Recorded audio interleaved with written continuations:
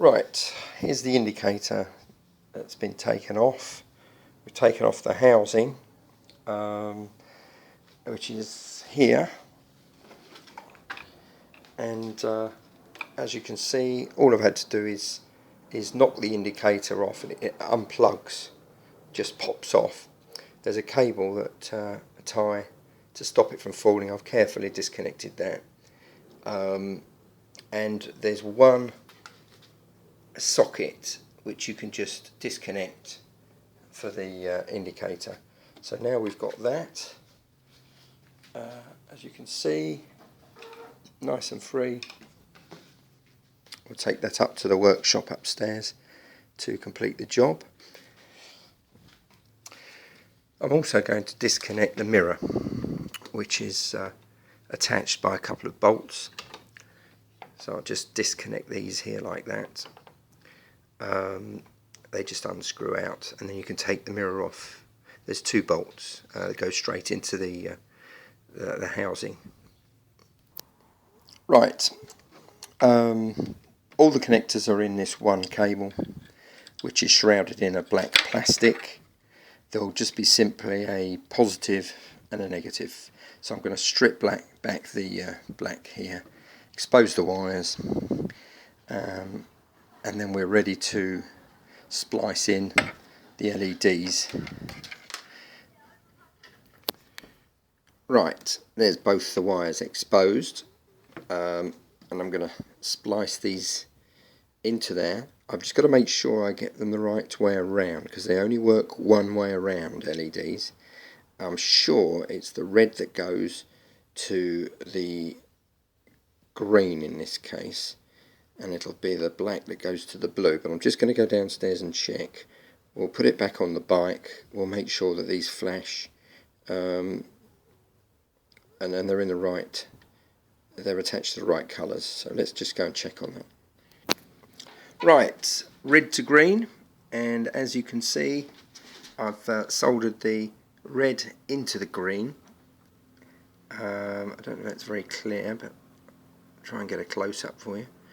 And all I'm going to do now is insulate that with some tape, and then I'll move on to the blue, and we'll put the blue wires, the black wires, soldering. Then all we have to do is solder the black wires into the blue in exactly the same way and insulate that. Right, there we are, all nicely insulated up. There's our wires with the LEDs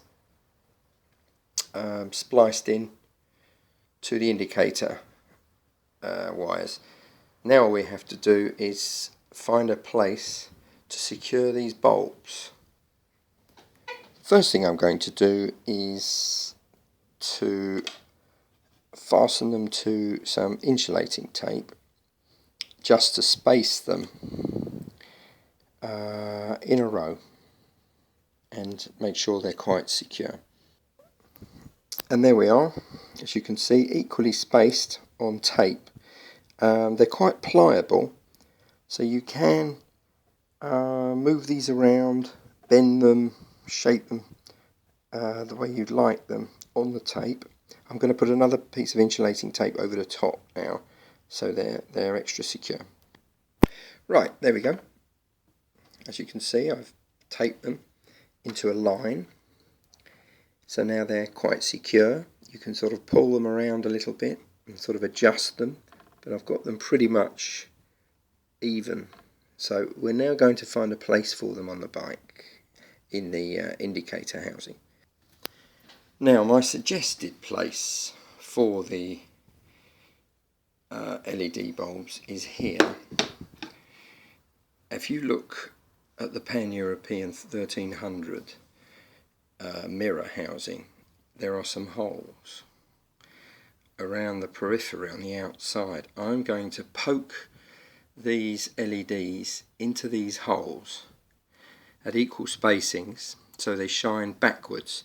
However, the holes are much smaller, so I've got to drill them out to the diameter of the LEDs so that I can insert them from behind. So that's the next job, and to do that I'm using a Dremel tool, and I'm using a little grinder there which happens to be the right diameter that we need, and I'm going to drill those holes now. The next stage is just to file out these holes,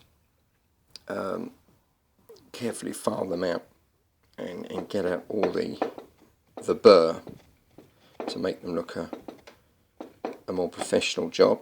Clean up the holes that we drilled. So that's the next stage. We'll just take out the burrs and we'll file those holes.